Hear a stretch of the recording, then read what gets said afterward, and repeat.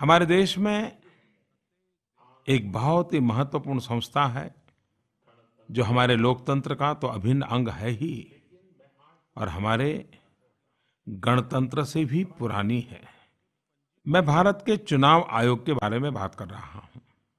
25 जनवरी को चुनाव आयोग का स्थापना दिवस था, जिसे राष्ट्रीय मतदाता दिवस नेशनल वोटर्स डे के रूप में मनाया जाता है।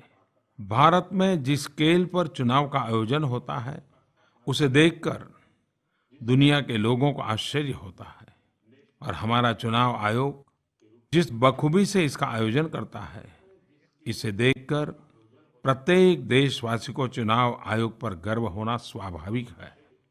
हमारे देश में ये सुनिश्चित करने में कोई कसर नहीं छोड़ी जाती है कि भारत का प्रत्येक नागरिक जो एक पंजीकृत मतदाता है, रजिस्टर्ड मतदाता है, उसे मतदान करने का अवसर मिले। जब हम सुनते हैं कि हिमाचल प्रदेश में समुद्र तल से 15,000 फीट की ऊंचाई वाले क्षेत्र में भी मतदान केंद्र स्थापित किया जाता है, तो अंडमान और निकोबार के द्वीप समूह में दूर दराज के द्वीपों में भी वोटिंग की व्यवस्था की जाती है। और आपने गुजरात के विषय में तो जरूर सुना होगा कि गिर के जंगल में एक सुदूर क्षेत्र में एक पोलिंग बूथ जो सिर्फ केवल एक मतदाता के लिए है। कल्पना कीजिए, केवल एक मतदाता के लिए। जब इन बातों को सुनते हैं तो चुनाव आयोग पर गर्व होना बहुत स्वाभाविक है। उस एक मतदाता का ध्यान रखते हुए उस मतदाता को उसके मताधिकार का उपयोग करने का अवसर मिले, इसके लिए चुनाव आयोग के कर्मचारी की पूरी टीम दूर दराज क्षेत्र में जाती है और वोटिंग की व्यवस्था करते हैं। और यही तो हमारे लोकतंत्र की खूबसूरती है। मैं हमारे लोकतंत्र को मजबूत करने का निरंतर प्रयास करने के लिए चुनाव आयोग की सराहना करता हूं। मैं सभी राज्यों के चुनाव आयोग की, सभी सुरक्षा कर्मियों, अन्य कर्मचारियों की भी सराहना करता हूं जो मतदान प्रक्रिया में भाग लेते हैं और स्वतंत्र और निष्पक्ष चुनाव सुनिश्चित करते हैं। इस साल हमारे देश में लोकसभा के चुनाव होंगे। यह पहला अवसर होगा जहां 21वीं सदी में जन्मे युवा लोकसभा चुनावों में अपने मत का उपयोग करेंगे।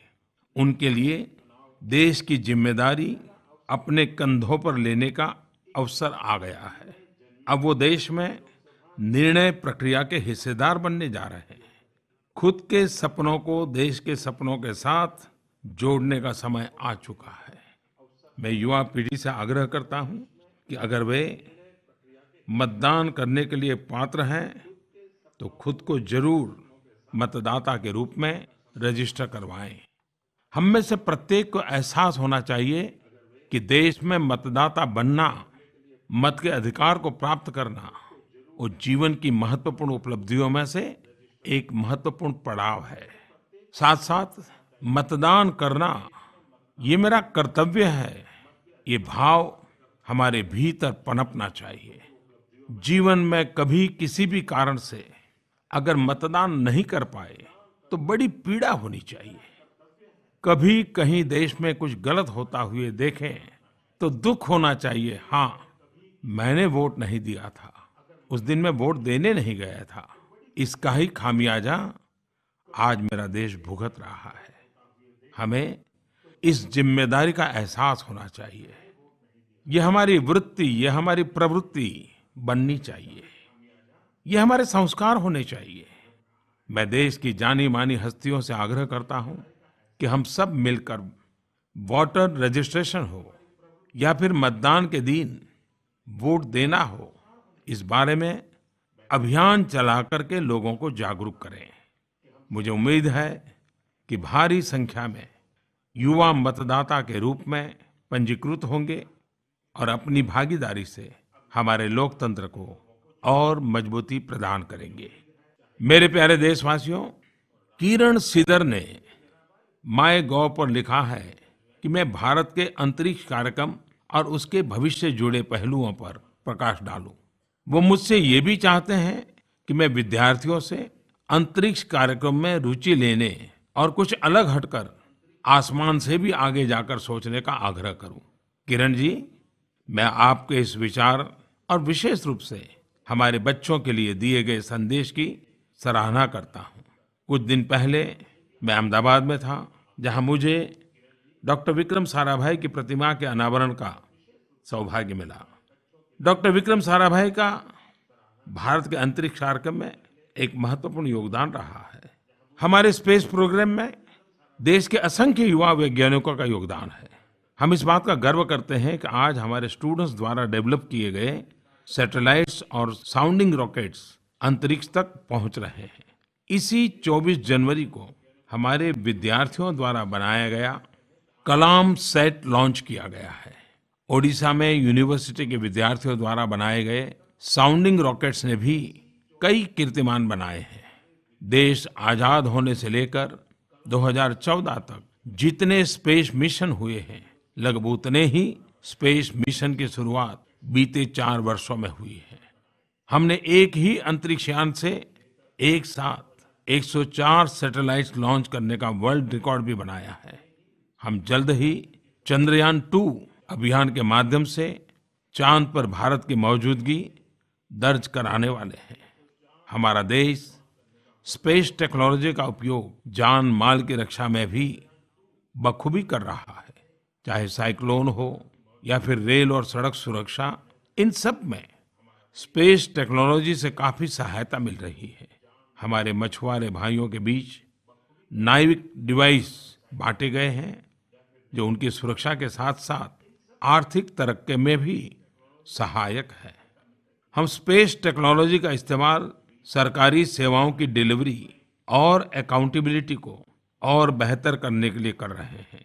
हाउसिंग फॉर ऑल यानी सबके लिए घर, इस योजना में 23 राज्यों के करीब 40 लाख घरों को जियो टैग किया गया है। इसके साथ ही मनरेगा के तहत करीब 3.5 करोड़ संपत्तियों को भी जियो टैग किया गया। हमारे सैटेलाइट्स आज देश की बढ़ती शक्ति का प्रतीक है। दुनिया के कई देशों के साथ हमारे बेहतर संबंध में इसका बड़ा योगदान है। साउथ एशिया सैटेलाइट तो एक अनूठी पहल रही है, जिसने हमारे पड़ोसी मित्र राष्ट्रों को भी विकास का उपहार दिया है। अपनी बेहद कॉम्पिटिटिव लॉन्च सर्विस के माध्यम से भारत आज न केवल विकासशील देशों के बल्कि विकसित देशों के सैटेलाइट को भी लॉन्च करता है। बच्चों के लिए आसमान और सितारे हमेशा बड़े आकर्षक होते हैं। हमारा स्पेस प्रोग्राम बच्चों को बड़ा सोचने और उन सीमाओं से आगे बढ़ने का अवसर देता है, जो अब तक असंभव माने जाते थे। यह हमारे बच्चों के लिए सितारों को निहारते रहने के साथ साथ नए नए सितारों की खोज करने की ओर प्रेरित करने का विजन है। मेरे प्यारे देशवासियों, 30 जनवरी पूज्य बापू की पुण्यतिथि है। 11 बजे पूरा देश शहीदों को श्रद्धांजलि देता है। हम भी जहां हो 2 मिनट शहीदों को जरूर श्रद्धांजलि दें, पूज्य बापू का पुण्य स्मरण करें और पूज्य बापू के सपनों को साकार करना, नए भारत का निर्माण करना, नागरिक के नाते अपने कर्तव्यों का निर्वाह करना, इस संकल्प के साथ आओ हम आगे बढ़ें